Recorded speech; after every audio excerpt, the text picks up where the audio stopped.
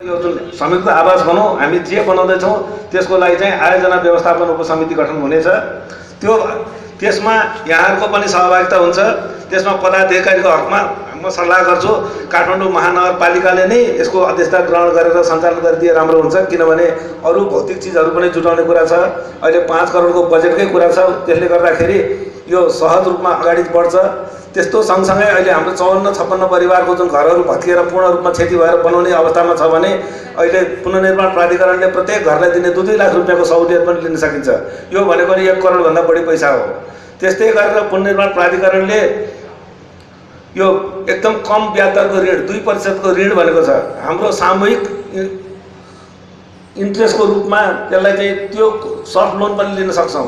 अनि हजुरहरूको चाहिँ भोलि अघि साङ्गे सरले भन्नुभयो यो आर्थिक सामाजिक भौतिक जे जति सुविधाहरू लिन्छ त्यहीँ बस्छु म, त्यहाँबाट हट्दिनँ भन्यो भने सबैलाई बस्न पुग्ने क्षेत्र हामीसँग आउँछ भने अहिले जापान र कोरियाकै उदाहरण लिनुभयो भने पनि त्यहाँ हाउस पुलिङ आजभन्दा 20औं वर्ष अगाडिदेखि भइसकेका छन्। यस्तै त्यहाँका घरहरूमा तलको भैँतला र अघिल्लो तला 2 तलासम्म व्यावसायिक रूपमा प्रयोग भएर माथिका 3 तला बस्ने गरेको पाइएको छ। त्यस्तै गरेर हामी यो कुन मोडालिटीमा जाने, भोलिको दिनमा होइन हामी सबैको जग्गा जे जति स्वामित्वमा छ त्यही स्वामित्व बराबरको चाहिँ हामी स्वामित्व ग्रहण गर्ने र बाँकी चाहिँ यो सहकारीको रूपमा जाने र त्यसबाट फाइदा हामी सबैले त्यही तामासाईमा फाइदा लिने भनेर गए पनि हुन्छ।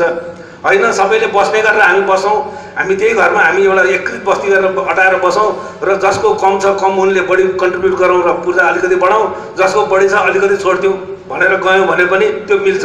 त्यो चिज सबै गर्ने अधिकार यहाँहरूको उपभोक्ता समिति हुन्छ र आयोजना व्यवस्थापन समिति हुन्छ, त्यसले गर्छ। त्यसले गर्दाखेरि मलाई जहाँसम्म लाग्छ मैले हजुरहरूलाई बुझाउन सक्ने कुराहरू बुझाएँ जस्तो लाग्छ। पूर्जा सरकारले लाँदैन, त्यहाँको जग्गा 1 इन्च पनि लाँदैन।